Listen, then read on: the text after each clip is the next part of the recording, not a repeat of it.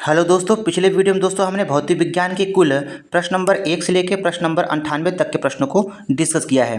आज के इस वीडियो में दोस्तों हम भौतिक विज्ञान के कुल प्रश्न नंबर 99 से लेकर प्रश्न नंबर 155 तक के प्रश्नों को डिस्कस करेंगे। तो दोस्तों वीडियो को बिना स्किप किए अंत तक जरूर देखिएगा। चलिए शुरुआत करते हैं यहाँ पे प्रश्न नंबर 99 से। तो दोस्तों नेत्र लेंस क्या होता है? नेत्र लेंस दोस्तों अभिसारी लेंस होता है, जिसे दोस्तों उत्तल लेंस भी कहते हैं। अगला प्रश्न देखते हैं। प्रश्न नंबर यहाँ पे 100 है दोस्तों। स्वस्थ नेत्र के लिए स्पष्ट दृष्टि की न्यूनतम दूरी कितनी होती है? 25 सेंटीमीटर होती है। अगला प्रश्न देखेंगे। स्वस्थ आंख के लिए दूरबिंदु कितना होता है? तो दोस्तों स्वस्थ आंख के लिए दूरबिंदु अनंत पर होता है। अगला प्रश्न देखेंगे। प्रश्न नंबर 102 है। एक लेंस की फोकस दूरी 20 सेंटीमीटर है, इसकी क्षमता कितनी होगी? तो दोस्तों यहाँ पे लेंस की फोकस दूरी दिया है 20 सेंटीमीटर, क्षमता पूछ रहा है। तो हम जानते हैं लेंस की क्षमता P बराबर होता है दोस्तों 100/F होता है। अब F का मान दोस्तों कितना दिया है? यहाँ पे 20 सेंटीमीटर दिया है, तो यहाँ रखेंगे 20, 20 पंचे 100 हो जाएगा। तो दोस्तों लेंस की क्षमता कितना होगा? 5 डायोप्टर हो जाएगा। अगला प्रश्न देखते हैं। प्रश्न नंबर 103 है। मनुष्य के स्वस्थ नेत्र में प्रतिबिंब जो है कहाँ बनता है? मनुष्य के स्वस्थ नेत्र में प्रतिबिंब दोस्तों वह रेटिना पर बनता है। अगला प्रश्न है। निकट दृष्टि दोष से पीड़ित व्यक्ति के लिए प्रयुक्त किया जाता है। तो दोस्तों जिसको दोस्तों निकट दृष्टि दोष हो जाता है तो वह जो है अवतल लेंस के चश्मे का प्रयोग करता है। अगला प्रश्न है। दूर दृष्टि दोष से पीड़ित व्यक्ति अपने चश्मे में प्रयोग करता है। तो दोस्तों जिसको जो है दूर दृष्टि दोष हो जाता है तो वह जो है अपने इस दोष को दूर करने के लिए उत्तल लेंस चश्मे का प्रयोग करता है। अगला प्रश्न है। प्रश्न नंबर 106 है। मानव नेत्र कार्य करता है। मानव नेत्र दोस्तों ये कैमरे की भांति काम करता है। अगला प्रश्न है। दूर दृष्टि दोष के निवारण में प्रयुक्त किया जाता है। तो दोस्तों दूर दृष्टि दोष के निवारण में निश्चित फोकस दूरी का उत्तल लेंस प्रयोग किया जाता है। अगला प्रश्न देखते हैं। दूर दृष्टि दोष के कारण प्रतिबिंब जो है कहाँ पर बनता है? दूर दृष्टि दोष के कारण प्रतिबिंब जो है रेटिना से पीछे बनता है। अगला प्रश्न है। दूर दृष्टि दोष से पीड़ित मनुष्य का निकट बिंदु कहाँ स्थित होता है? 25 सेंटीमीटर से अधिक दूरी पर स्थित होता है। अगला प्रश्न देखेंगे। निकट दृष्टि दोष का चिकित्सीय नाम क्या होता है? निकट दृष्टि दोष का चिकित्सीय नाम दोस्तों मायोपिया होता है। अगला प्रश्न देखते हैं। दूर दृष्टि दोष का चिकित्सक नाम क्या होता है? दूर दृष्टि दोष का चिकित्सक नाम दोस्तों हाइपरमेट्रोपिया होता है। अगला प्रश्न देखते हैं दोस्तों। प्रश्न नंबर 112 है। जरा दृष्टि दोष का चिकित्सक नाम क्या होता है? जरा दृष्टि दोष का चिकित्सक नाम दोस्तों प्रेसबायोपिया होता है। अगला प्रश्न देखते हैं। मानव नेत्र किस लेंस की भांति काम करता है? मानव नेत्र दोस्तों उत्तल लेंस की भांति काम करता है। अगला प्रश्न है। मानव नेत्र में पुतली की विशेषता क्या होती है? तो दोस्तों मानव नेत्र में पुतली की विशेषता यह है कि यह अधिक प्रकाश में अपने आप छोटी हो जाती है तथा अंधकार में अपने आप बड़ी हो जाती है, अतः प्रकाश की सीमित मात्रा ही नेत्र में प्रवेश कर पाती है। अगला प्रश्न देखते हैं। प्रश्न नंबर 115 है। मानव नेत्र के रेटिना पर बना प्रतिबिंब किस प्रकार का होता है? तो दोस्तों मानव नेत्र के रेटिना पर बना प्रतिबिंब वास्तविक तथा उल्टा होता है। अगला प्रश्न देखते हैं। प्रश्न नंबर 116 है। निकट दृष्टि दोष क्या होता है? तो दोस्तों निकट दृष्टि दोष क्या होता है? इस दोष में निकट की वस्तुएं स्पष्ट दिखाई देती है परंतु दूर की वस्तुएं स्पष्ट दिखाई नहीं देती हैं। अगला प्रश्न देखते हैं। प्रश्न नंबर 117 है। दूर दृष्टि दोष क्या होता है? तो दोस्तों दूर दृष्टि दोष क्या होता है? इस दोष में दूर की वस्तुएं स्पष्ट दिखाई देती हैं परंतु निकट की वस्तुएं स्पष्ट दिखाई नहीं देती हैं। अगला प्रश्न देखते हैं। प्रश्न नंबर 118 है।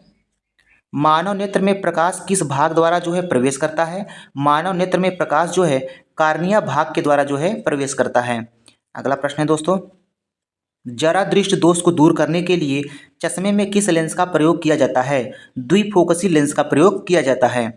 अगला प्रश्न देखते हैं। प्रश्न नंबर 120 है। दूर दृष्टि दोष के कारण क्या होता है? तो दोस्तों दूर दृष्टि दोष के कारण होता है 3 कारण होते हैं। पहला कारण है नेत्र लेंस की गोलाई जो है कम हो जाती है। दूसरा कारण है नेत्र लेंस की फोकस दूरी क्या होती है? बढ़ जाती है। तीसरा कारण है दोस्तों नेत्र लेंस की क्षमता क्या होती है? घट जाती है। अगला प्रश्न देखते हैं। प्रश्न नंबर 121 है।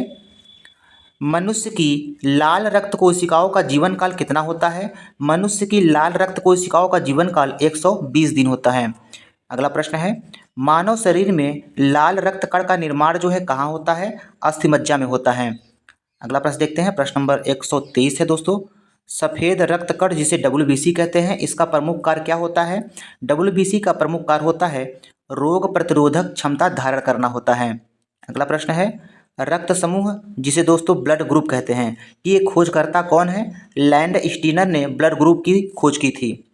अगला प्रश्न देखेंगे, प्रश्न नंबर 125 है सूर्य पर ऊर्जा का निर्माण होता है। सूर्य पर ऊर्जा का निर्माण होता है दोस्तों किसके द्वारा? नाभिकीय संलयन द्वारा।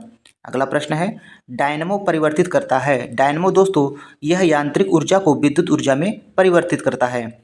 अगला प्रश्न है जब एक पत्थर को चांद की सतह से पृथ्वी पर लाया जाता है तो क्या होगा? जब दोस्तों एक पत्थर को चांद की सतह से पृथ्वी पर लाया जाता है तो इसका भार बदल जाता है परंतु द्रव्यमान नहीं बदलता। अगला प्रश्न है लोलक की आवर्तकाल निर्भर करती है। लोलक की आवर्तकाल दोस्तों लंबाई के ऊपर जो है निर्भर करती है। अगला प्रश्न देखते हैं क्यूसेक से क्या मापा जाता है? तो दोस्तों क्यूसेक से जल का बहाव मापा जाता है। अगला प्रश्न है किस स्थान पर स्मॉल जी का मान सर्वाधिक होता है? तो दोस्तों ऑप्शन के हिसाब से यहाँ पे अंटार्कटिका के कैंप में स्मॉल जी का मान सर्वाधिक होता है। वैसे दोस्तों ध्रुवों पर भी स्मॉल जी का मान क्या होता है? सर्वाधिक होता है। अगला प्रश्न देखते हैं, प्रश्न नंबर 131 है यदि एक पेंडुलम से दोलन करने वाली घड़ी को पृथ्वी से चंद्रमा पर ले जाया जाए तो घड़ी क्या हो जाएगी? सुस्त हो जाएगी। अगला प्रश्न देखते हैं, प्रश्न नंबर 132 है सूर्य का ताप मापा जाता है। सूर्य का ताप दोस्तों पायरोमीटर तापमापी द्वारा मापा जाता है। अगला प्रश्न है सेल्सियस और फ़ारेनहाइट में क्या संबंध होता है? तो दोस्तों सेल्सियस और फ़ारेनहाइट में संबंध होता है C/5 बराबर F-32/9 होता है। अगला प्रश्न देखते हैं दोस्तों, प्रश्न नंबर यहाँ पे 134 है ताप के सेल्सियस पैमाने पर परम शून्य ताप कितना होता है? -273 डिग्री सेल्सियस को परम शून्य ताप कहते हैं। अगला प्रश्न देखते हैं, प्रश्न नंबर 135 है एक फ़ारेनहाइट तापक्रम और दूसरा सेल्सियस तापक्रम के किस तापमापी पर एक समान पाठ्यांक होते हैं? दोस्तों -40 डिग्री पर सेल्सियस और फ़ारेनहाइट के जो पाठ्यांक होते हैं वो क्या होते हैं? बराबर होते हैं।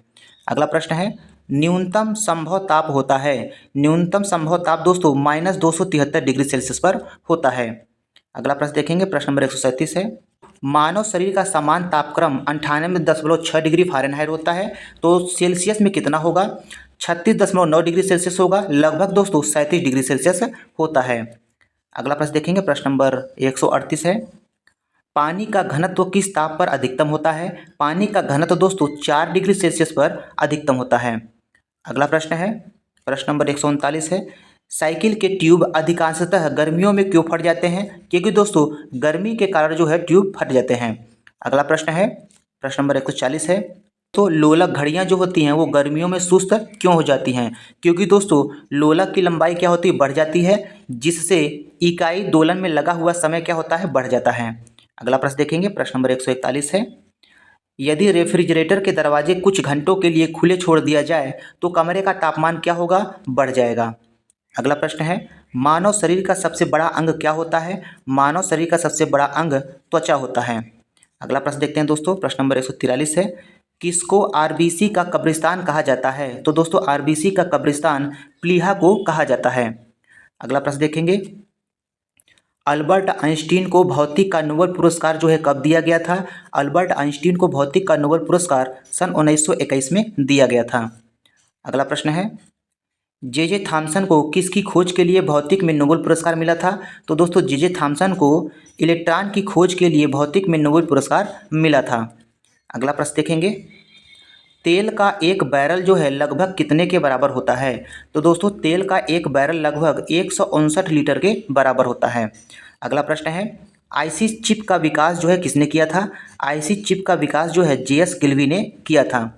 अगला प्रश्न देखेंगे, प्रश्न नंबर 148 है गन मेटल जो है किसका मिश्रण होता है? गन मेटल दोस्तों तांबा, टीन एवं जिंक का जो है मिश्रण होता है। अगला प्रश्न देखेंगे, प्रश्न नंबर 149 है सोने को जो है घोला जा सकता है। सोना को दोस्तों किस में घोला जा सकता है?